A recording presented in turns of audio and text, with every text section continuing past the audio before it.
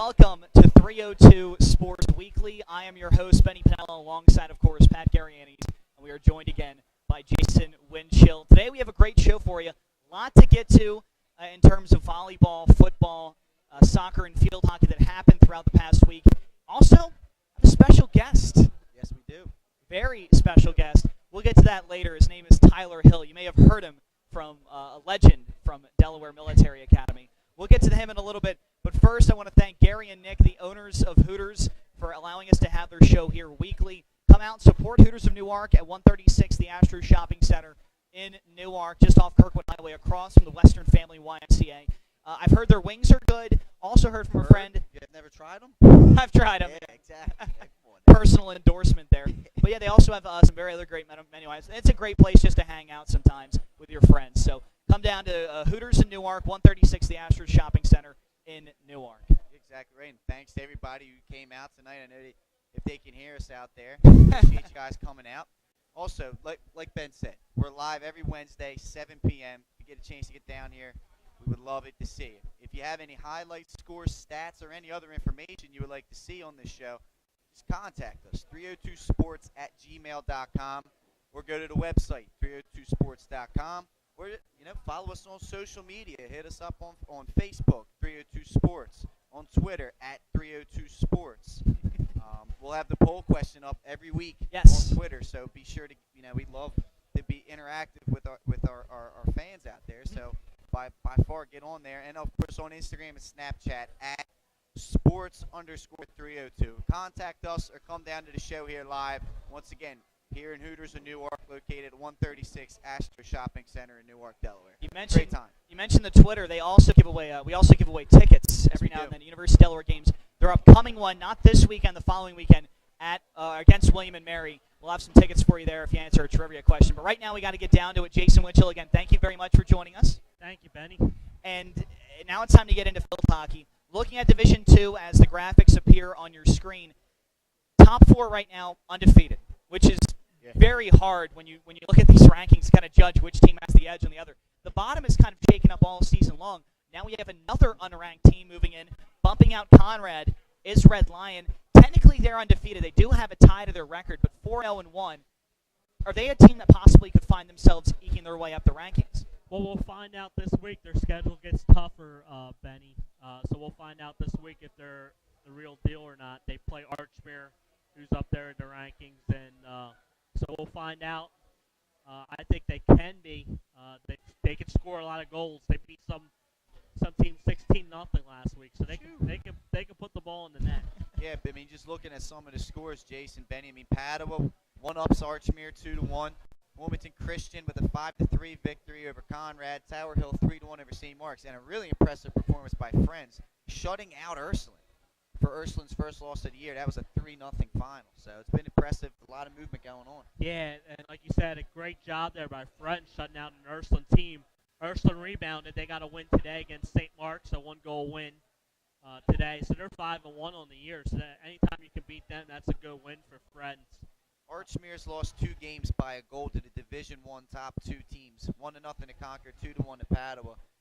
Archmere, even though they got 2 losses, they got to have a little bit of respect, right, Chase? Yes, and not reflected in the rankings, Archmere beat Friends yesterday, so that's a good win for Archmere. They got Red Lion coming up. They play a tough schedule. 2 1-goal losses to the number 1 and number 2 teams in Division I isn't a bad showing for the Archmere Hawks. So we talked about, of course, the game Red Lion has coming up.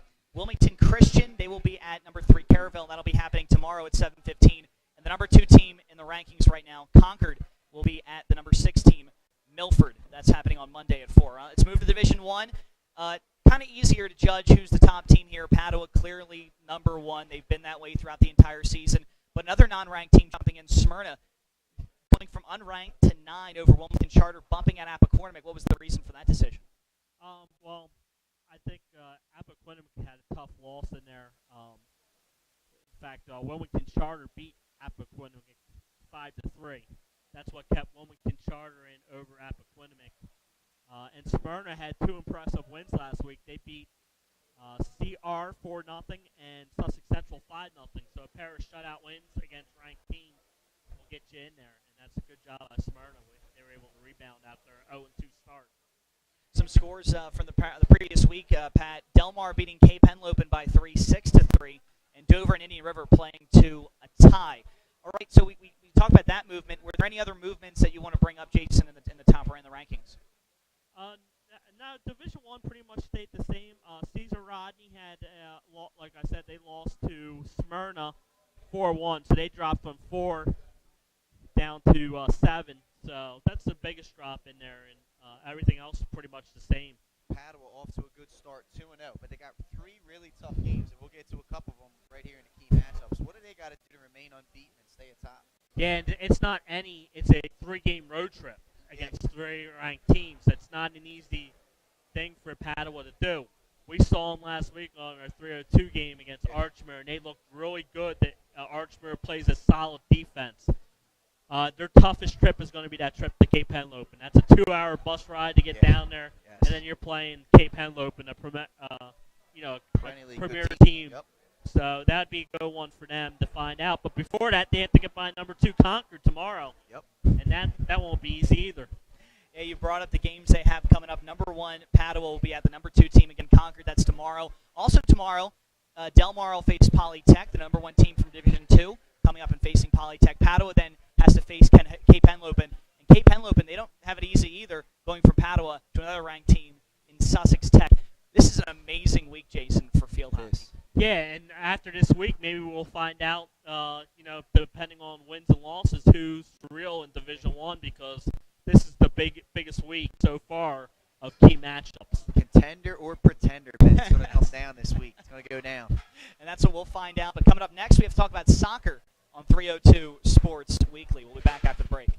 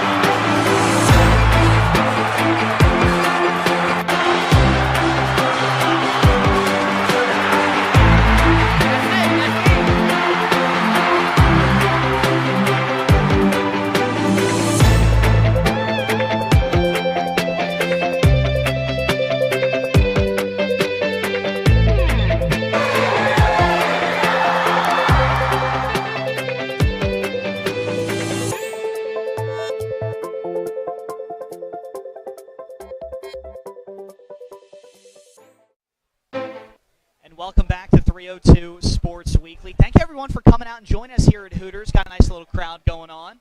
Seeing Mama P and Vinny, my brother, here. It's always nice to have the family out here. And, of course, you can come out here as well. We are live every Wednesday at 7 at the Hooters and the Astros Shopping Center in Newark, Delaware. Fun time. A lot of fun. There's no doubt about it. It's time to get to soccer now. And talking about a fun time, a couple of shakeups, especially in the bottom half of the rankings. We've been pounding it at home. But the biggest jump for St. Andrews, going up from 8 to 5 as they continue to have their impressive season, undefeated so far. Really, one of the very few true undefeated teams in the rankings. If you look at it, DMA, of course, staying pat at number 3. And the finals from last week, Tower Hill and St. George's Tech playing to a tie. Tower Hill beating Sanford, and St. Andrews, of course, beating Sanford as well. Sanford's win over, or Sanford's loss to St. Andrews, that's kind of helped propel St. Andrews up the rankings, Jason. Yeah, St. Andrews has played a difficult schedule so far, and like you said, they remain unbeaten. They're getting shutouts in most of their wins, so they've been very impressive. And like you said, they beat a good Sanford team who held their own against Tower Hill two days before. So that's a big win for St. Andrews, and it doesn't get any easier in the upcoming weeks for St. Andrews. Yeah, you're exactly right. One team that I'm interested in, the Red Wolves of Conrad, jumping into the top 10, had a couple big wins this week. And let me give you a big one today, Pat. They played number 3 DMA. They tied at 1. Wow. So they hung in there against number 3 DMA today. So they've been impressive. They knocked off Newark Charter, who we had as the 4th-ranked team last week. So a good win there by Conrad, and now they're able to tie DMA as they battle in that Diamond State Conference, one of the better conferences for the soccer this year. So we talked about DMA, we talked about St. Andrews. We'll get the decision to that. They're actually going to play on Friday at 3:45. You talk about a battle right there. Is St. Andrews a team that could be for real, that could keep up this? Yes, they are, and not reflected in our rankings. They played St. George's Tech the other day and beat them, the same team that Tower Hill tied. Wow. So that's a big win for St. Andrews. They seem to be getting hot. Remember, we said last year there are only 2 losses. Where they lost it. They were the only team to beat Tower Hill last year, and they lost to them in a shootout in the playoffs. So they're right there, even with a lot of these teams. Another big matchup, the Spartans of St. Mars taking on Archmere Saturday at noon. Hawks looking to enter the top 10 again, huh? Yeah, Archmere's had a little rough stretch. They lost to St. Andrews and a bunch of ranked teams. They want to prove that they're for real, and they want to win at St. Mark's on their homecoming on Saturday. St. Mark's is off to a good start. Archmere's their first real test other than Wilmington Charter, who they lost to. So we'll find out about St. Mark's this Saturday. Well, the story for Division II so far has been the rise of St. Andrews. Can they handle DMA? They'll have to, because after them, number 1 team coming Tuesday, Tower Hill, will be at St. Andrews. That one next Tuesday at 5:30. So let's move on to Division I. Not much change again in the top, but you do see some shakeups. Newark going from 10 to 7. Salesianum again 5-0. Caesar Rodney, Cape Henlopen all at 5-0. Some finals from last week. Salesianum, if you didn't know they were impressive, well, Wilmington Christian or Charter knows 8-0 was the score for that one in favor of the Gents. You also have Maverick Prep 2, Appoquinimink losing that game 2-1, and St. George's Tech again tying Tower Hill 0-0. So Jason, the shakeup for Newark, what came of that? Well, Newark beat Sussex Tech, who was there at 7. It's 2-1 last week. Newark started 0-2-1. Since then, it's reeled off 3 wins, so they're bouncing back in the right direction. We'll find out. They play in that tough flight A. They still got Appoquinimink and Wilmington Charter on the schedule, so they got some tough ones coming up. But that's a good jump back, I think, for Newark. You start 0-2-1, you start second-guessing yourself, and you start worrying. They came back and got that nice win against Sussex Tech to move up in the rankings. Yeah, you look at it this week on Tuesday at 3:30, another Blue Hen Conference matchup. Newark traveling to number 10 William Penn. They're going to be tested right there. We'll see what they're all about. Right. And William Penn is a team that's came up in the rankings last week and stayed there. They didn't play a game this week, so they had a whole week off. Right. So I think they will be ready, and they want to test that they can play with some of these top 10 teams. Yeah, like you said, we'll see what the Pioneers can do. They will be at Newark. That is a Tuesday game tomorrow. Caesar Rodney plays Sussex Tech. Interesting matchup there, 3-6. And then Caesar Rodney, it seems like every week one team has a really rough schedule. For Division I soccer, it's CR. You go from playing the number 8 team in Sussex Tech to the number 2 team Appoquinimink on Tuesday. What does CR have to do to keep their play? Well, CR has been able to score goals this year, and that's always a positive, especially when you're playing a team like Appoquinimink who can score at will. So you want to be able to score against them and match them. They normally play a lot of 4-2 games, 5-3 games when those two meet. I look for another exciting game like that. Maybe it comes down to a 4-3 or 5-3 final. And Caesar Rodney, their ability to put the ball in the net, I think will help them against Appoquinimink. It'll have to. Rough week for CR, but when we come up next, we'll talk volleyball. That's on the way next on 302 Sports Weekly. Life's too short to hate your home. Remodel your home with the pros voted Delaware's #1 home improvement company. Ferris Home Improvements has something for every homeowner at their new showroom on the corner of Kirkwood Highway and Harmony Road in Newark, Delaware. Explore products and layouts with the area's top designers. Touch and feel products that inspire your dream space. Ferris Home Improvements' pride in the details make them the area's best in roofing, windows and doors, siding, decks, kitchens, and bathrooms. Want a professional, no-pressure remodel? Go see the best at the Big Shamrock on Kirkwood Highway. Ferris Home Improvements. Quality workmanship from a neighbor you can trust. The Hadley Group is your local real estate resource. Brian Hadley joined Patterson Schwartz & Associates in 2005. In 2013, Nicole Flora joined Brian, followed by Emma Burnett and Grant Jepp in 2014. That's when the Hadley Group was formed. Patterson Schwartz Associates offer you exceptional knowledge of local market conditions and a commitment to represent you honestly and professionally. So for your next purchase or sale, think the Hadley Group. Visit our website at thehadleygroupre.com. Welcome to Hooters. Have a seat wherever you like. Hooters of Newark is located at 136 Astro Shopping Center, Newark, Delaware. Come in day or night to watch your favorite teams and sports on our many TVs. It's a great, fun-filled environment that is kid-friendly. Our craveable food menu has all the appetizers, burgers, salads, tacos, seafood, you name it, as well as our world-famous Hooters wings, which are the official wings of 302sports.com. Italian began his career in home finance in 2002 as a mortgage consultant. Since 2002, Brian has helped over 1,000 home buyers achieve their dreams of owning a home. Brian's knowledge of current market conditions and his detailed evaluation of buyers' finances ensures that each buyer will receive the best mortgage to fit their needs. Brian is often commended on how efficient and effortless he makes the mortgage process for everyone from first-time home buyers to investors to experienced buyers. For the loan that fits you, contact Brian today. Mr. Italian. And welcome back to 302 Sports Weekly. Thank you very much for joining us live on YouTube. Of course, you can always replay these episodes on YouTube as well. Our YouTube channel, 302 Sports, or check it out live on the website, 302sports.com. All right, time to get to volleyball. We love our volleyball here. As we look at the rankings, volleyball's had a pretty consistent season so far. Not a lot of change within the top 10. One team flip-flopping a little bit, 4 and 5 from last week. Flip around, St. Mark's dropping.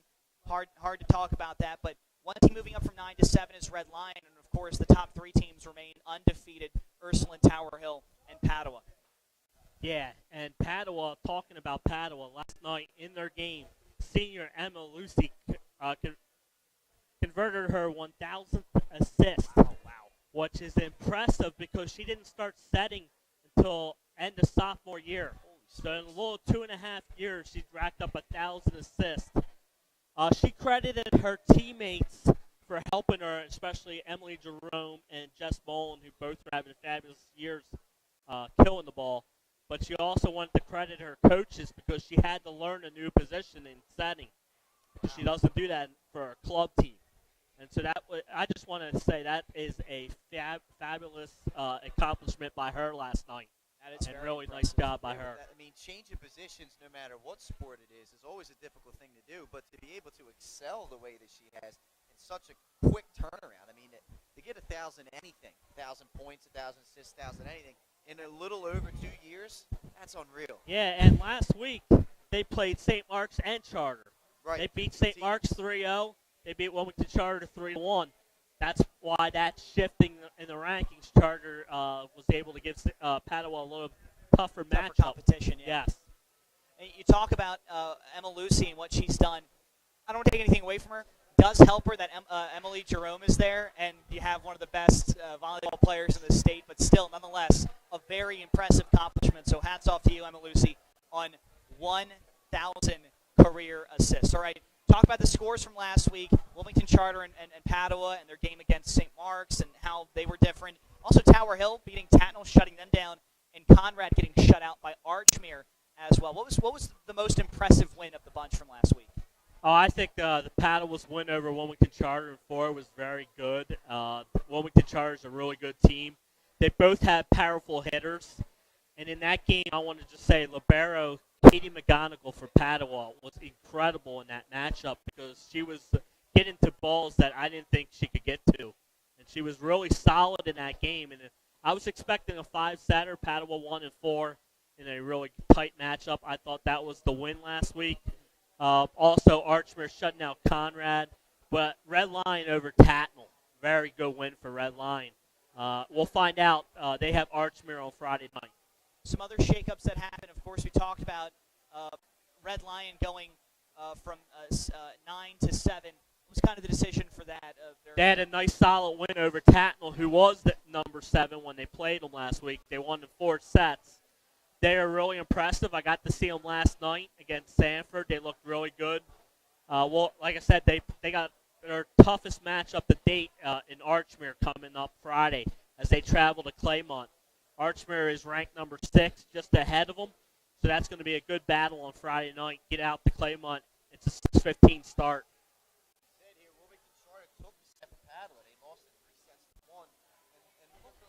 Than they have throughout the season. Both teams, both Padua and Wilmington Charter, got a really tough week coming up. What do they got to do to keep things going? Yeah, Padua's got a real difficult. They get DMA tomorrow. They got Tatnall on Monday. They got Ursuline next Wednesday. Wow. The top-ranked team, Ursuline. So that's going to be a tough stretch for Padua. Good thing is all 3 of them are at home where they excel. They play really well on their home floor.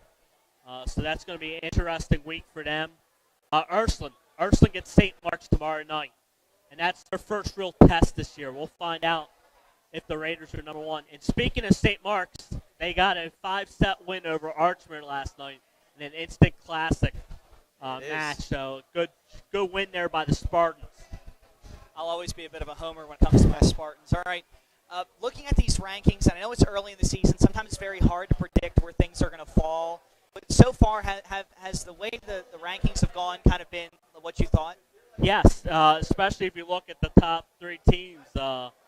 Ursuline, Tower Hill, and Padua have been impressive so far. And 4 and 5 are Charter and St. Mark's, 2 teams that their only losses are to Charter, for instance, lost to Tower Hill and Padua, 2 versus 3. I mean, that's a good record for them. So good job. Well, looking at the schedule coming up, of course, we talked about St. Mark's. They have a tough task against the number 1 team in Ursuline. Yep. We also have DMA taking on Padua, the number 3 team, Red Lion and Archmere. We'll see what Red Lion can do. Tatnall and Padua, and Tower Hill and Red Lion. A very packed schedule. So if you want your volleyball, you're going to get your fair share of it coming up. Well, we were out in the field for field hockey and soccer. Went back into the hardwood to talk about volleyball. It's time to go back out to the field and talk about football. That's coming up next on 302 Sports Weekly.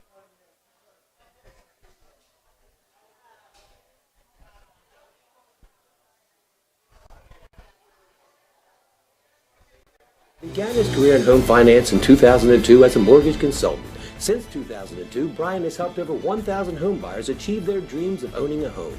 Brian's knowledge of current market conditions and his detailed evaluation of buyers' finances ensures that each buyer will receive the best mortgage to fit their needs. Brian is often commended on how efficient and effortless he makes the mortgage process for everyone from first-time home buyers to investors to experienced buyers. For the loan that fits you, contact Brian today. Mr. Italian began Unique Image opened for business in Wilmington, Delaware in 1979 with one focus, wowing our customers with great products and even greater customer service. 30 years later, we are still doing exactly that.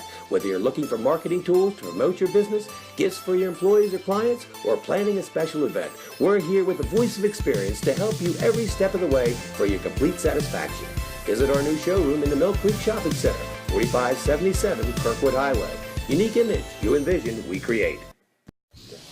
Unique Image, open for business in Wilmington. Hi, I'm Scott Kammerer from Solo Concepts. Solo Concepts is an award-winning restaurant group on the culinary coast with 10 locations. We're a chef-driven group. Come check us out. See you soon. Solo Concepts believes in the vision of our founder, Matt Haley, cook beautiful, simple food, develop the people we work with, and make the world a better place.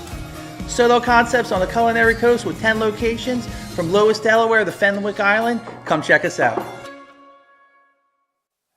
Welcome back to 302 Sports Weekly. I am your host, Benny Pinella, alongside Pat Garianis and Jason Winchell. And it is that time to talk about football. More importantly, to recap last week's 302 Spotlight Game of the Week, Pat. Yeah, you're exactly right. The 302 Spotlight Game of the Week for Week 3 was another championship rematch. This one, Division 2. Gotta love it. Woodbridge taking on Friends. So it was a great game. Both teams are playing great, and here we go with the recap. Ready? So, little under 2 minutes into this one, Woodbridge's junior quarterback Troy Haynes connects on a beautiful throw to Gabe Westcott for a 30-yard touchdown pass to And open what the a scoring great in this play one. call there. 6-0 Blue Raiders on Fake, that. and it was Dilford a nice dime. throw Throw by that out Haynes there, there Trent Dilford. to Westcott. Now just under halfway point of the opening quarter, it's Richard Massey making one cut, pounding his way into the end zone. 9-yard touchdown, extends the lead early for Woodbridge, 13-0 after one quarter of play, as they're kind of asserting their will. Now we move on here in the second quarter, 6:50 to play, and it was the Quakers' turn to get on the board. 6 foot, 230-pound fullback Josh Payne with the grown man's run, Ben, fighting his way in for the 3-yard score, 13-7. Blue Raiders took that lead into halftime, but a little bit of momentum here. As you can see, we fast forward to just under 4 to play in the third, and once again, it's Josh Payne finishing off a Quaker drive with a 2-yard TD run, fighting through the middle to give the Quakers their first lead of this ball game, 14-13, as we head just under 6 minutes to play in the game.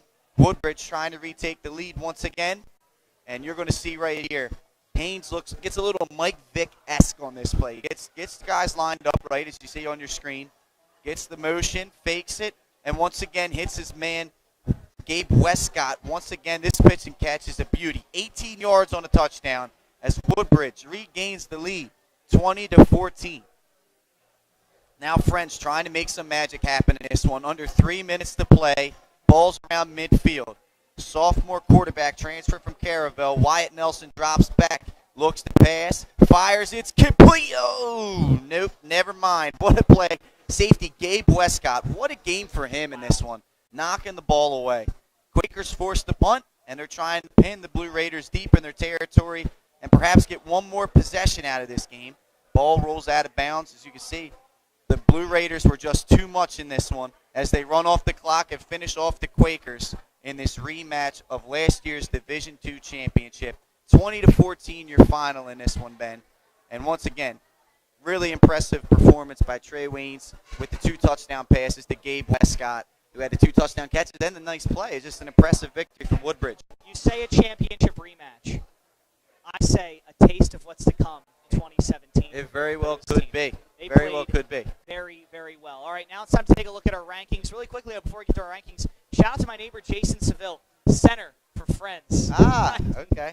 All right, there you go. Played a very good game, as you saw in the rankings. All right, so while we're looking at the rankings, again, not a lot of changes up top. Woodbridge still at 3-0. DMA remains 3-0. They're a team that potentially could creep up there. We'll see. We'll have to check them out the rest of the season. But some shakeups. You do have 2 unranked teams coming back in.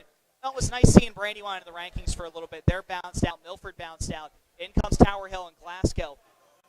What kind of happened with Brandywine? Because it looked like Brandywine was kind of taking steps in the right direction, Jason. They were, and then they ran into Glasgow, and Glasgow was able to beat them 30-3 in that game at Brandywine on Saturday. Good bounce-back win for the Dragons, who started off slow with their loss to Indian River.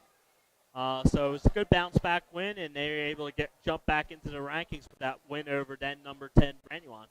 Yeah, I mean, what about Glasgow? I mean, they lost week 1 to Indian River, and everybody was pushing the panic button. They're not the same team they were last year. They've righted the ship, it looks like, got back-to-back wins. Yeah, and they got them conference wins, which is always important because you can get the automatic bid if you win your conference. Right. And then you don't have to worry about the points, and that's a good job by them. They bounced back. They got their 2 conference wins. It looks like they righted the ship. Now, they started with the new coach, which that first game with the new coach, sometimes you're ironing out the kinks. It's very true, Jason. So maybe that's the difference, and then they've won these last 2 games against, and like we said, Brandywine had 2 impressive wins before that matchup on Saturday, so maybe Glasgow's going in the right direction. That was an impressive win. I believe it was like the first time Brandywine had been off to that kind of record in like quite some time. Folks have a tendency to hit the panic button early in the season if a loss like that happens. Sometimes you just have to let the season play out and see where things happen. Glasgow does look like a team, the team we thought they were going to be at the start of the season. Yep. Some other finals from this week: Archmere taking it to Tattle, 50-7, and DMA beating Red Lion by a score of 42-7. A lot of big wins, but then of course we go to the Sussex Central Caravelle game where it was 21-12. What was so shocking about that game? I just feel like Caravelle's a really good program, but Central's had a good season, Jason. Yeah, and Caravelle has to take the trip down there. They're playing a Division I team, so that if they win that game, they steal 6 points, and you feel happy. Yeah. They play competitive against that Sussex Central team on the road. I think Coach John Reed is happy after that effort by his Buccaneers, as they have an impressive win over St. Mark's, who St. Mark's bounced back and destroys Indian River 51-13. So it tells you how strong that Caravelle team is. You're exactly right. And look, one thing the Buccaneers do not have to worry about is seeing Sussex Central in the playoffs. Like you said, Division I versus Division II. If there is such thing as a Pyrrhic victory in football, perhaps that's one of them right there. And they bounced back. They were trailing 21-0 in that game. They fought back, got 12 points, and almost were able to pull off the upset. Yeah, it's a moral victory there. Jason, okay, let's take the top three out of the picture. What team in this rankings has impressed you the most so far? Archmere. Yeah. I was not expecting Archmere to they destroyed Tatnall the other day. They have some good wins, Archmere, but we'll find out. They get St. Mark's on Saturday in their homecoming matchup. Since St. Mark's has moved down to Division II, they've handled Archmere both times. To me, this is the stepping stone for Archmere. They're looking at that game, and then if they get by St. Mark's, they have Caravelle the following week on the road. So I said Archmere was the most impressive. I could be proven wrong in 2 weeks because their two toughest games are coming up. Yeah, they can catch lightning in a bottle. They can really shake some things up. All right. Any other switch ups you want to talk about in the rankings? No, I think it's pretty much like you said, DMA. They've been impressive so far. We'll find out. They get St. E's this week. They got St. Mark's coming up shortly after that. So we'll find out. They handled a good red line, a decent red line team the other day, but I'm still waiting for them to get that matchup. Yeah, that DMA St. Elizabeth kind of matchup is kind of over the years. It's tilted. I remember when I was in high school, it was us up here, they were down here. Now it kind of got even. Now DMA is kind of taking that step ahead of them. It'll be interesting to see what happens in that game. Would it be a pun if I said Delaware Military Academy has really marched forward? That would be a pun, Ben. That'd be a pun. Yes, it would. They will host St. Elizabeth's this Friday at 7 p.m. St. Mark's will be on the road as well and take on Archmere. All right, moving to Division I, rankings pretty much staying pat until you get down to the bottom, where Dover and Polytech find themselves in the rankings. Goodbye Concord and goodbye Appoquinimink. Every year, and I've said this a million times on the show, Appoquinimink they're a bit of a tease because you start to think, oh, they could really take some steps, and they kind of go through this roller coaster of the season. What will Appo have to do to get back in the rankings? Well, we said last week, I thought Appo needed that win last week to kind of, because their schedule gets tougher. They get Middletown, they get William Penn, they get Concord. Their schedule just gets tougher and tougher. They needed that win last week against St. George's Tech, a St. George's Tech team that was struggling. And Appo was at home, and they couldn't get the job done. And I think that's the thing with Appo, but you said it every year, inconsistency. Yeah. Here's one for you. Salesian, Jason, a school you're very familiar with, proud alum. Second-ranked Sales fell to Father Judge, a team who's kind of become a little bit of an in-state, out-state rivalry. A 49-yard field goal fell short with seconds left. Yeah, I guess they needed Josh Elliott in there to kick that one. A very good kick by Cooper Urban. A 49-yard field goal in high school is not easy. That's legitimate. And it's a pressure. It's a game-winning. And he had the width. He just fell a little short. Unfortunately, a tough road loss for him. But Sally's has never won at Father Judge, so it's a tough place to play. You go out of state. Their schedule gets tougher the next couple weeks. Yeah. They get a couple out-of-state teams, and then guess what? Middletown and William Penn back-to-back. So we'll find out. I have not heard enough about the Josh Elliott field goal all week long. I love it. I absolutely love it. All right, so Concord, Appo, they falling out. Polytech and Dover finding themselves in the rankings. What happened with those teams that found them moving in? Well, Dover upset Concord. Yes, they did. When you upset Concord like that, you deserve to jump back in there. I know their record's 1-2, but their losses is to Archmere, who I think is a good Division II team.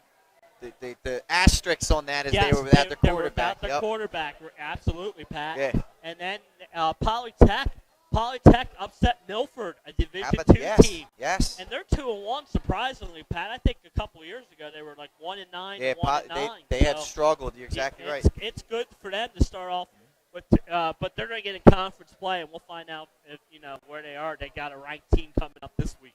Yeah, they're in CR. Yep. And then another big thing, Smyrna. We talked about it last week, taking on the out-of-state team, the team from New Jersey. How about that? They come out, they get the first win of the season, avoid falling to 0-3, and it was without Will Knight. It was without Will Knight. What an impressive win for Smyrna. That is. Right before they get into conference play with their matchup coming up this weekend. But a good win. They got to test some other running backs. Right. And Irvington, New Jersey, I think came in, hadn't given up a touchdown all year or something like that. And Smyrna was able to put up 30 on them. It's unreal. An impressive win for the Eagles, playing without Will Knight. Yes, I 100% agree. William Penn gets the win over Caesar Rodney. They desperately needed that win. Now, I want to sit here and run them down a little bit, but they had a very tough opening part of the schedule playing an out-of-state team in Smyrna. How important was it for them to beat CR? Yeah, that's a good road win. CR, I think, is for real this year. I know a lot of people probably don't feel the same way as me, but you get off to that 2-0 start, and they played William Penn really tough. Back and forth game, the Caesar Rodney had the lead late in the third quarter before William Penn turned it around. That's a great road win, character win for that William Penn team. Yes. You find yourself trailing on the road and possibly going 0-3, and they fought back. They were able to steal that win down there. Now they come back. They get a conference game coming up this week at home on Saturday. So a good chance for them to get back and right the ship because guess what? In a couple of weeks, they get to go to Salesianum. Yes, Not an they do. easy task. And you said character win. That's one thing that since Marvin Dooley has taken over, they've kind of embraced his level of toughness. Right? Yes. They never give up. They always play tough. And it was a good battle. Both Smyrna and William Penn avoiding 0-3 and grabbing wins. It was a big time moment. Yeah, we'll see if they can rally around that win. Jason Gildersleeve kind of rally and get through the season and get back to where they belong. They're a top 3, top 4 team. They belong up there. To see them at 5 and lower at some points, that's not very uncharacteristic of William Penn. Other movements around, we saw Hodgson move. What was the deal with that? Hodgson looked impressive in their 27-0 win over Newark. They had 2 very big wins this year. Their lone loss was against the Sussex Central team, who's undefeated. Yep. So Hodgson, I think, deserved a jump, and especially when Concord lost to Dover and some of the other shakeups ahead of them. I think it was a good move for them to jump up a couple spots in the rankings. And then we look at the matchups this weekend. A lot of fun ones. We have St. George's Tech going to Middletown. Have fun. Fun for Have Middletown, fun. I should say. Caesar Rodney, they will be at Polytech. We'll see if Polytech's for real there. Yep. We get an interesting test. Concord, can they get back on their horse against Hodgson? We know Hodgson's had a very good season so far. We also have to me this is interesting, Cape Henlopen and Smyrna. Because Cape Henlopen's played well. Smyrna, they've lost 2 games. They've had some very tough competition, but Cape Henlopen possibly could catch Smyrna by surprise. And then we have Salesianum hosting an out-of-state team, Urbana from Maryland. What's the most intriguing matchup to you? Is Cape Henlopen or Smyrna or something else? Cape Henlopen Smyrna will be a good one, but I'm looking at that CR Polytech matchup. Yeah. I want to see if Polytech is for real. And Caesar Rodney, last year they combined to get 3 wins in the whole year between the 2 teams. Yes. Now they're both in the top 10, both having good years, and now they're open to Henlopen North schedule against each other. One's going to jump out and get that all-important first win in the conference. I'm really looking forward to that match. And I think that Cape Henlopen Smyrna game's going to revolve around, is Will Knight going to play or not? Right. Because if he does, I'm not going to say it makes the game plan easy because Will Knight's a heck of a football player, but you can kind of narrow your game plan on one guy. When you're spreading the ball around, sometimes that can make it a little bit difficult too because who are you going to key on? Right. So I think that game will be interesting to see what happens. And then Sally's, of course, having their first home game of the year here in week 3. Or week 4, actually. Week 4. I mean, that's a late first home opener. The month of September is almost over before you're playing your first home game. Yeah. They have 4 straight at home. The first 2 against out-of-state teams with decent records. Then your next 2 are William Penn and Middletown. Oh, my God, that's a tough 4-game stretch. You're not kidding. Good thing they're all at home. Yeah, we have a lot of games on the slide for you. When we talk about some of our out-of-state games, we will be showing Sussex Tech and Appoquinimink. We'll show that game for you. We also have our spotlight game of the week. It is Smyrna versus Cape. We'll get a little more in depth coming up next on 302 Sports Weekly.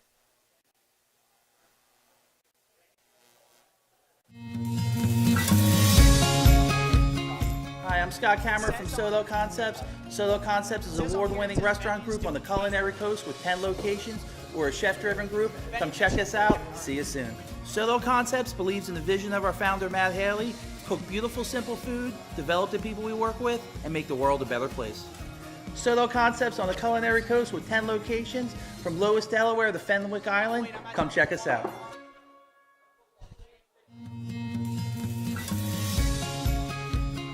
Hi, I'm Scott Cameron from Solo Concepts. Solo Concepts is an award-winning restaurant group on the culinary coast with 10 locations.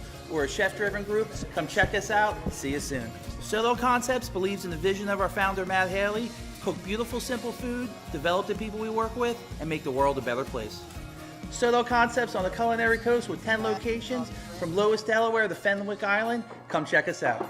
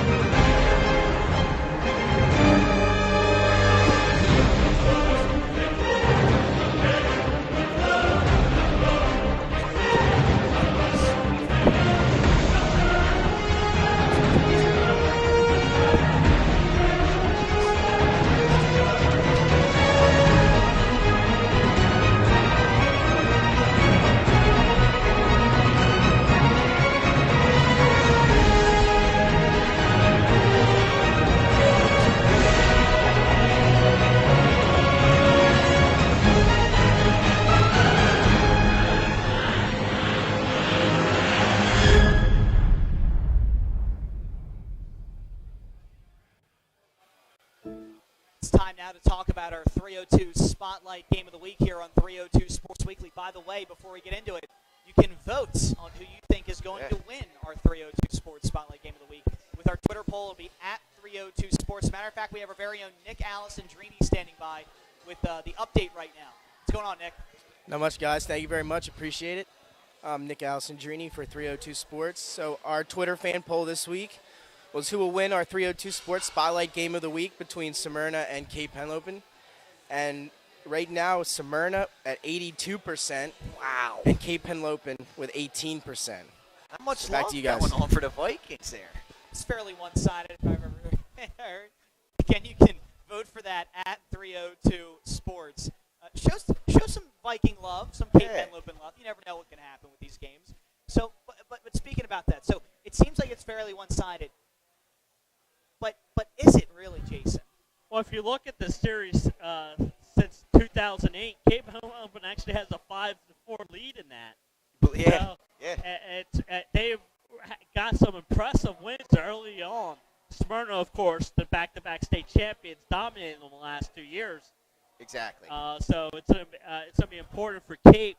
They want to prove that they're back. They're going to have to go to Smyrna and play them tough. Yeah, I mean, Ben, you look at this series, there's only 2 games that were tight. 08, it was 34-28 Henlopen. And then 2010, Smyrna won 21-20. Every other game you look at was decided by 20 or more points, including the last 2 seasons. Smyrna really putting it on them. 60-19 in 2015, 56-16 in 2016. It'll be interesting to see if this can get back to being an evenly matched game. I mean, it's blowouts on either side for the most part. I'm going to send Cape Henlopen some love. Good luck, Vikings. They'll definitely need it. But so what do the Vikings have to do to win? So let's get some keys to the game going here, Jason. Well, the Vikings have to control the line of scrimmage. They have a 3-headed monster backfield that are having great years. In fact, they scored 4 rushing touchdowns against Northeastern last week in a 28-22 win. A good win for Cape. I think they have to control the line. They have to stop Knight, too, if Knight's playing. Yeah. If you can stop that Smyrna ground game, it gives you a better chance to win. So I think if they can control the line of scrimmage, that would be the key for them. And then looking at Smyrna, is it feed Will Knight if he's playing, or do they try and play even and perhaps get the passing game going, which has been successful the last 2 seasons for them? I think that they need a little bit of balance. There are a couple losses that it was too much Will Knight, I think, and they got to get that. And what Will Knight does, he does open up play action passes. True. I think that's what they need to do against Cape, because Cape is going to be focusing on stopping all night. Probably put 8, 9 men in the box. So if they can mix in some of those pass plays, I think that's important. Also, feed off the home crowd.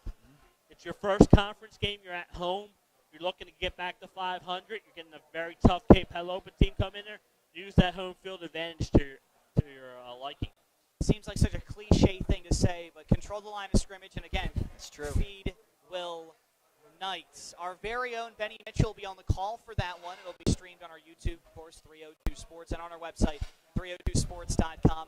Who has the edge? Well, the polls, it says Smyrna, but you can decide that one at 302 Sports on Twitter. That thing will be decided between the lines, Ben. Yes. It's always decided between the lines. Crazy things happen on Friday Always in nights. the battlefield.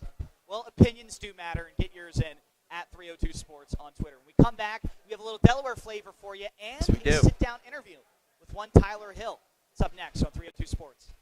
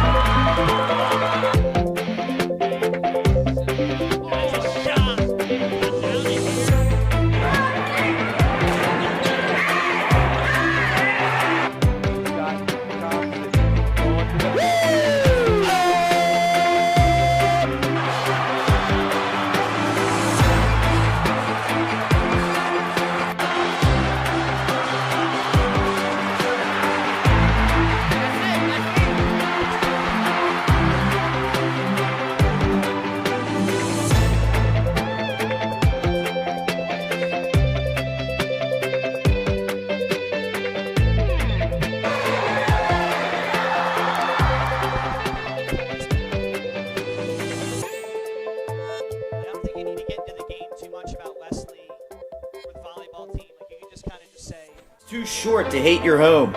Remodel your home with the pros voted Delaware's #1 home improvement company.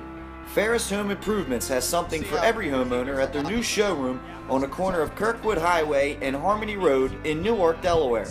Explore products and layouts with the area's top designers. Touch and feel products that inspire your dream space.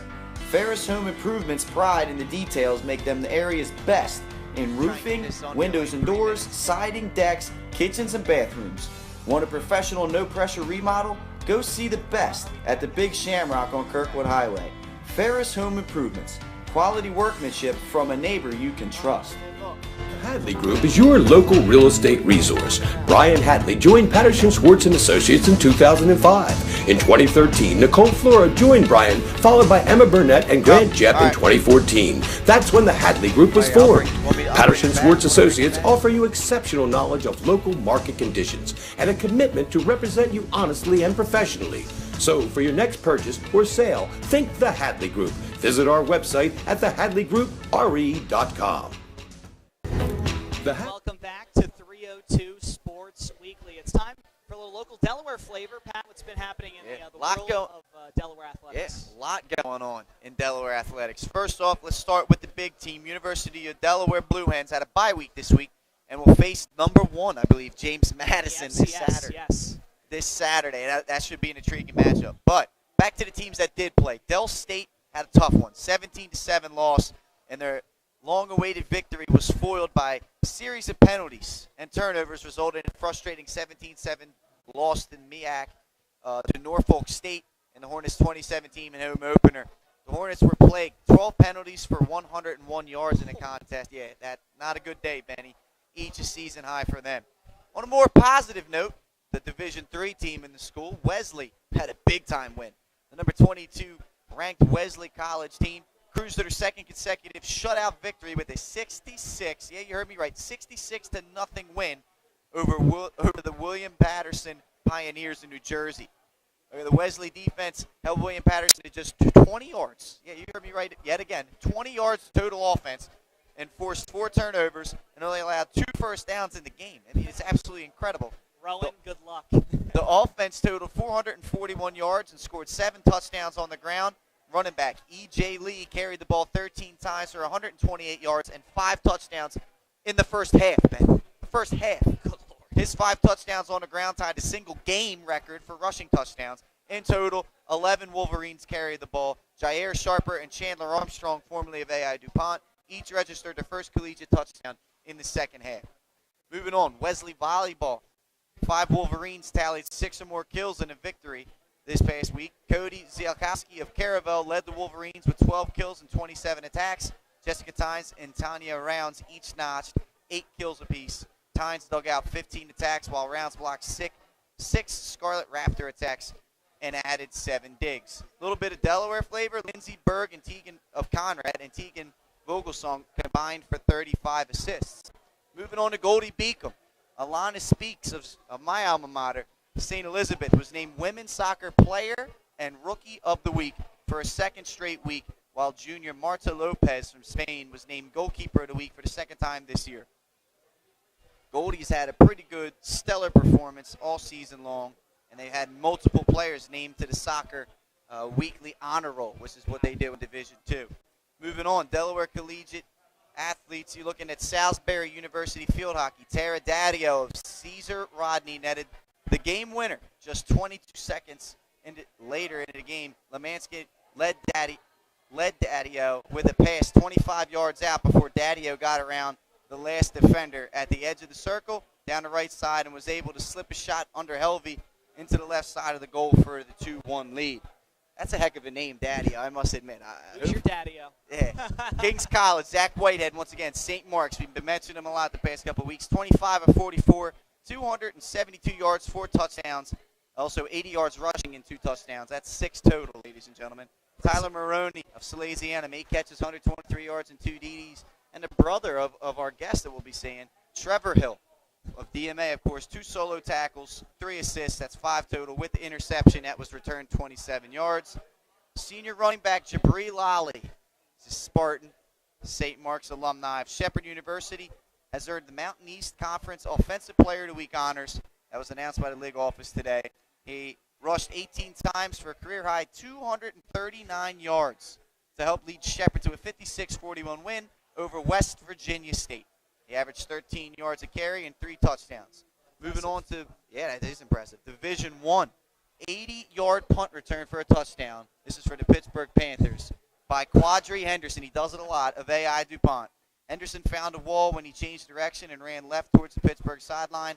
Devastating block by DeMar Handlin on Parker Braun helped Henderson find the end zone on that one. West Virginia, David Sills, formerly of Red Lion, 8 catches for 130 yards and 2 touchdowns in their 56-34 victory over Kentucky. And Wendell Smallwood. How can we forget about Wendell Smallwood? Of course, Red Lion, Christian Academy player back in the day. And, of course, on our beloved Philadelphia Eagles, got the win over the Giants this past Sunday. Smallwood, 12 carries for a season-high 71 yards on the play in the game, and the Eagles notched that win 27-24 over the Giants. So a lot going on. Nothing was more fun than to see that win. But, yeah, a lot going on as far as Delaware athletes in the news. We're going to have another one coming on right here, Ben. It's Tyler Hill. He's up next on 302 Sports Weekly. Hadley Group is your local real estate resource. Brian Hadley joined Patterson Schwartz & Associates in 2005. In 2013, Nicole Flora joined Brian, followed by Emma Burnett and Grant Jepp in 2014. That's when the Hadley Group was formed. Patterson Schwartz Associates offer you exceptional knowledge of local market conditions and a commitment to represent you honestly and professionally. So for your next purchase or sale, think the Hadley Group. Visit our website at thehadleygroup.re.com. The Hadley Group is your local real estate resource. Brian Hadley joined Patterson Schwartz & Associates in 2005. In 2013, Nicole Flora joined Brian, followed by Emma Burnett and Grant Jepp in 2014. That's when the Hadley Group was formed. Patterson Schwartz Associates offer you exceptional knowledge of local market conditions and a commitment to represent you honestly and professionally. So for your next purchase or sale, think the Hadley Group. Visit our website at thehadleygroup.re.com. The Hadley Group is Where we like. Hooters of Newark is located at 136 Astro Shopping Center, Newark, Delaware. Come in day or night to watch your favorite teams and sports on our many TVs. It's a great, fun-filled environment that is kid-friendly. Our craveable food menu has all the appetizers, burgers, salads, tacos, seafood, you name it, as well as our world-famous Hooters wings, which are the official wings of 302sports.com. Career in home finance in 2002 as a mortgage consultant. Since 2002, Brian has helped over 1,000 home buyers achieve their dreams of owning a home. Brian's knowledge of current market conditions and his detailed evaluation of buyers' finances ensures that each buyer will receive the best mortgage to fit their needs. Brian is often commended on how efficient and effortless he makes the mortgage process for everyone from first-time home buyers to investors to experienced buyers. For the loan that fits you, contact Brian today. And the pitch, swing shot into the gap out in right center field. That'll be up against the wall. He'll around second. They're going to wheel him to third. And the throw up high. Safe. Beat it in. The throw was 3-2 offering is Sport coming. It's on the way. Swing, deep drive. Way back and that's gone. So for the second consecutive night, Hill gets a homer, and it's 2-0 Greenville. That is his second home run of the year. Here's the pitch, swing, deep drive, left field. This one pretty well poked. It's got a chance, and it's gone. So Hill gets his 5th home run of the year, and the drive lead 1-0. 1 ball, 1 strike here. The 1-1 swing, deep drive, left field, up over the boards. Goodbye. And the drive take the early lead as Hill gets his 8th home run of the year. And he did that the other night as well.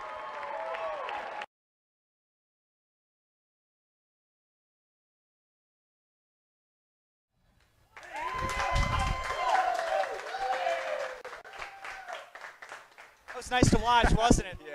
And you have a little bit of a peanut gallery here for you. Yes, Tyler Hill joining us here on 302 Sports Weekly. Tyler, how you doing? Good. Thanks for having me, guys. Good to be here. Yeah, it's good to be here. You probably had a heck of a season. You have that nice big championship ring on your finger, but you got another one coming in after this year. Yep. Yeah, I'm excited to have my other one. I mean, this one's a little too big, so I kind of give it to my dad. Yeah, you got a So little he dip. kind of lent it out to me for the night, so yeah, give him my size. Well, Tyler, you were taken in the 19th round in 2014 by the Boston Red Sox. How has it been playing for that organization? It's been great. I mean, being with the Red Sox, getting drafted with them is a huge deal for me because before that, I mean, that was my favorite team. So, like, that was part of a reason why I signed. So, I mean, so later than I thought I was going to go. But, I mean, it's played out real well. They treated me amazing, you know. Even being 19th rounder, high school guy, they treated me like just like anybody else. You know, I put the work in, and they've helped me get to where I'm at right now, and I'm happy to be here. Can you talk about what that experience was like? I mean, it's got to be overwhelming. You're just sitting at home one day, and then you just got the phone call, hey, by the way, you got drafted. I mean, how was that? That had to be incredible. It was funny because, like, my agent, my advisor at the time, he was telling me, like, just, like, do your thing. Like, do whatever you got to do that day. Don't, like, watch TV and stuff. And, like, honestly, I was in the middle of getting a haircut. And Real. I really was. I was in the middle of getting a haircut, and my guy called me and said, hey, it's probably going to happen soon. So, like, I left mid-haircut and went home. And, I mean, it happened within the next, like, 30 minutes or so. So Even let him finish? yeah, I had to get home. Unreal. I had to get home. So, I got the haircut, though, after. I was going to say, So. yeah, you got to finish at least. All right. I just want to ask you, like, how hard was that decision? Because recently St. Mark's had Billy Sullivan. He got drafted by the Phillies, and he kind of had the same, so his favorite team, the Phillies, your favorite team, the Red Sox. Hard decision for him. What was it kind of like going through that process in your head? I mean, yeah, it was a real tough decision because, I mean, I was committed to Wilmington University, and, you know, I stayed home and played and everything. But, you know, I just thought about, like, this could be a once-in-a-lifetime opportunity.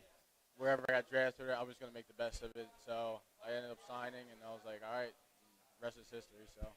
Yeah, I mean, you look at it here, Tyler. You played this past season with the Greenville Drive. That's a single-A affiliate for the Boston Red Sox. You ended up winning the 2017 South Atlantic League Championship. That's a pretty good, I guess we call it slash line, correct? Is that what they call it in baseball? 272 batting average, 19 doubles, 4 triples, 9 round trippers, that'd be home runs, 57 RBIs, and what's really impressive, 42 stolen bases. Can you talk about how much speed plays a role in your game? Well, my biggest thing this year was, sticking to my game and playing my game, and that's what I worked up to. And last year, I think I was like a 50% on the base pass stealing and stuff. And, I mean, I just couldn't have that. And, that was one of my main priorities this offseason, talking to my coordinators and stuff about, being smart on the base pass and, not just running. Because I always knew, I had the speed, but it was more about being smart and having the baseball awareness to get, first to second, second to third. And then, after working with them a lot, getting my form down correctly, it just clicked for me. So I'm just trying to stay there. So obviously coming from DMA, you were a 3-sport athlete growing up as a kid. What was kind of going into the decision to kind of quit a couple other sports and focus on baseball? Yeah, the toughest thing I think in my whole high school career was stop playing basketball. That was honestly one of my favorite sports growing up. I grew up around basketball. My dad played, my mom played, brother played, and everything. Right. But as much as important that was to me and competing and stuff, my sophomore year, and somebody came up to me and literally told me like you could get drafted out of high school, which I thought was crazy at first. Yeah. And I was like, you know what? Like if I can, I gotta commit to something. So I love playing football, love playing baseball, love playing basketball, and I just said, put my nose down, and just said, all right, I'm gonna work my butt off for this. So. Can you talk about what playing 3 sports, how that benefited you and helped you, though, and as far as the skill sets transitioning from those sports into baseball? Because I see a lot of kids now, they like to jump ship early. I always thought that playing multiple sports will help you in other ones. Can you just talk about, that? And it does. Like I got drafted, and a lot of the guys were just one-sport baseball players and stuff. And, they see me, a kid from Delaware, and my tools aren't polished. I'm raw coming out and stuff. But, I feel like my work ethic put me to where I'm at right now. And, I feel like it'll eventually catch up if you have it. But at the same time, you got to have fun with doing whatever you got to do. Like, you like playing basketball and football, you go play it. Like, you only got 4 years of high school, You might as well. Yeah. Looking back at your time in Delaware at DMA and having success now, would you have done anything different when you were training or playing or changed anything? I'm a firm believer in, like, whatever happens. You try to live your life to your full potential, and you work your butt off for whatever you want to do. And, I feel like the universe will pay you back. That's just in my mindset. Right. And, if it doesn't, just keep working harder. I don't know. That's just me. You had the honor this past season of getting an invite to the Major League camp at spring training. Was there anybody, as far as on the big club or maybe a big-name prospect, that kind of took you under their wing and kind of taught you the ropes this past spring? Being, underneath of those guys and stuff, it was, first of all, I looked up to a lot of them, so it was kind of like a culture shock a little bit. So that was huge. But, like, seeing guys like Mookie and, like, Jackie and all them, that was my big thing was transitioning from, like, a catcher being an outfielder. Right. And listening to those guys, how they play the game and their mindset in the outfield and, going about their work, just kind of like, I don't know, it kind of clicked for me, just kind of like, I kind of have that mindset already, but, like, how do I get there? How do I get to that mindset every single day for, a whole season? So, and, listening to them was just amazing. Like I said, Mookie, Jackie, even, like, Sam Travis, a new guy out there, first baseman, but, like, he went to Indiana University, and, he's one of the best hitters I know, and just picking his brain and stuff like that, like, helped out. So. Had to be pretty fun, too, to see Dustin Pedroia in person. Yeah, it's crazy. It's awesome. So, going off that question, are there any major leaguers that you want to play with or against? You seem like you're on the right track, so I'm asking you this question with confidence. Is there any players you kind of look at and go, I would want to face that guy, or I would want to play against that guy? Well, I don't like to, put, like, as a hitter, I don't like putting pitchers on a pedestal, but, like, I want to face, like, Chris Sale, David Price, guys on my team, like, that's why I look forward to going to spring training. They normally throw, like, minor league guys in for, like, first bullpens, and I'm trying to get the first one up. Just I want to see what that looks like. You know what I'm saying? Right. Like if I can compete with that or not. But I'd say, I want to play with the big league club right now. I know a lot of guys on there and stuff, and their chemistry and like how they play the game and stuff. I feel like I would fit right in, and I just, it makes me anxious. Yeah. You came from obviously an athletic family. Your brother Trevor playing football right now in King's College. What was it like growing up? Now I know he's a little bit younger than you. What were those battles like growing up with being the older brother? Yeah. Did you always kind of give him a little shove? Yeah, I mean, I was always the bigger sibling. Right. He got a little taller now, but I was always the bigger sibling, so I always beat him up a little bit. But he never gives up, so I give him that. He's a good competitor. We're all me, my brother, and my little sister. Even she's 10. We're all competitors. So I mean, that's the biggest thing. Compete. Right. Tyler, thank you very much for your time. I have one last question to ask you. I like asking baseball players this question when I interview them. If you could play catch with any ball player, dead or alive, who would it be? I'd probably say Jackie Robinson. Right now, I mean, all the controversy and stuff happening in sports and stuff. I just want to hear his viewpoint on things. Pick his brain a little bit. Just not with baseball and life, like how he overcame what he did. Breaking the barrier, like just things like that. Just a lot of things more deeper than baseball. So that's the reason why. All that Jackie Robinson went through, I feel like that's a good choice to kind of pick his brain. Right. Well, and I got one more for you too, Tyler. A lot of Delaware athletes watch this show, and they look up to guys like you, guys that have gone to a bigger level, a higher level. What's your advice to those Delaware athletes that are trying to grind their way to get into college or get drafted? What would your number one advice be to those athletes? Just stick to it. And if you don't know what you're doing yet, like work harder, try to ask questions, and I promise it'll pay off in the end when you see your whole family happy that you got drafted or whatever happens. I'd say that's the biggest thing. I play for my family. I try to do the best I can for them and stuff. So I'd say whatever you play for or work hard for, it'll be worth it because you'll see the results later on in life. Another great Delaware success story. Tyler, thank you so thanks much for having me on, guys. coming on to the show. Thanks, We're going Pat. to take a quick commercial break. When we come back, we have our Players of the Week and the top plays of the week as well.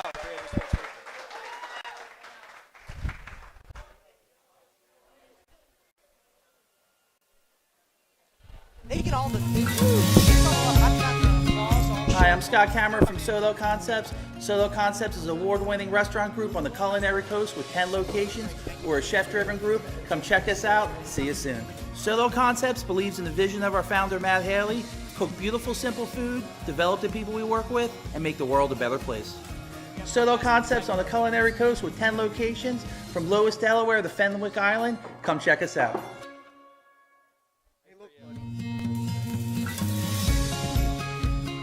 Hi, I'm Scott Cameron from Solo Concepts. Solo Concepts is an award-winning restaurant group on the culinary coast with 10 locations. We're a chef-driven group. Come check us out. See you soon. Solo Concepts believes in the vision of our founder, Matt Haley: cook beautiful, simple food, develop the people we work with, and make the world a better place. Solo Concepts on the culinary coast with 10 locations from Lois, Delaware to Fenwick Island. Come check us out. Delaware in 1979 with one focus: wowing our customers with great products and even greater customer service. 30 years later, we are still doing exactly that. Whether you're looking for marketing tools to promote your business, gifts for your employees or clients, or planning a special event, we're here with the voice of experience to help you every step of the way for your complete satisfaction. Visit our new showroom in the Mill Creek Shopping Center, 4577 Kirkwood Highway. Unique image you envision, we create. Unique image. Hooters of Newark is located at 136 Astro Shopping Center, Newark, Delaware. Come in day or night to watch your favorite teams and sports on our many TVs. It's a great, fun-filled environment that is kid-friendly. Our craveable food menu has all the appetizers, burgers, salads, tacos, seafood, you name it, as well as our world-famous Hooters wings, which are the official wings of 302sports.com. Welcome back to 302 Sports Weekly. I'm Benny. It's time to wrap this thing up, Pat. Our Players of the Week for 302 Sports. Of course, we have Morgan Mendick with an impressive showing. Yeah, really impressive. The sophomore from Red Lion, volleyball player, 41 digs in a win over number 7 Tatnall, had 14 aces, and 89 digs as far as the whole week is concerned. 3 matches total for the undefeated Lions. Moving their way up the rankings. We also have Bo Anderson. Bo knows soccer. This goalie senior from Tower Hill hasn't given up a goal all year long. Last week, 20 shots he faced, 20 saves, and a 1-0 win and 0-0 tie. Now look, kids, if you don't get the reference of Bo knows, just ask your dad or your uncle or someone else, and they'll tell you all about it. All right? Or read a book. All right, our game of the week is Smyrna versus Cape Henlopen, and that is a Friday nighter at 7 o'clock. We'll have that for you on our YouTube channel, yes. website, 302sports.com. Pat, my favorite segment of the show. That's it. Top 5 plays of the week. It's coming up right now. Number 5, you're looking at Brian.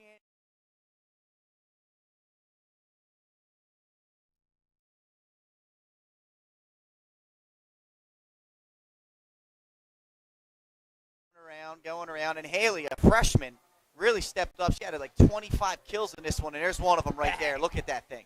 Unreal. Goldie Beacon, of course, wins 3-1 in that one. At number 4, Daniel Adibi. I love that name. That's a big guy name right Hey, Wilmington Friends, this was in our game of the week, Ben. This is an important field goal to block it. Glad that didn't happen Sunday for the Eagles. Wilmington Friends staying in it, however, couldn't finish it off, falling to Woodbridge, 20-14. At number 3, you're going to look here. Simeon Smith, the Hodson Votech. Watch this run. 65-yard scamper here. One cut, bounces off of one guy. Now look, the Jets turned on. Look at him go. He could go all the way. Had to give it a little Berman shout out on that one. Touchdown as the Hodson Silver Eagles get the victory. And look at the celebration, top notch. Jumping around. Gabriel Westcott now. I love my catches, Pat. You should know this by now. For Woodbridge against Wilmington Friends, back to pass. Look at this throw. Little overthrown, but look at that. I love Full that extension. catch. Full extension. Couldn't run into the end zone. That was a surefire touchdown breaking away from coverage. But talked about he had a big game. He had a big game in that one. That made up for the catch. Here's Ramir DeShields. This one we've seen. A broken play, if I had to say one. Watch his pass. Not the best pass, trying to throw a fade back of the end zone. What a catch, That's an impressive catch to field that one like a center fielder. The ref throwing the sandbag, throwing the hat, throwing the shoe. Didn't know where he was going to go down. Whoa. He broke 5 tackles on this play. Find himself a house call, 88 yards. Interception return for a touchdown. Unreal effort. That is our top play for the week. Well, that does it for us here at 302 Sports. Pat, I had fun today.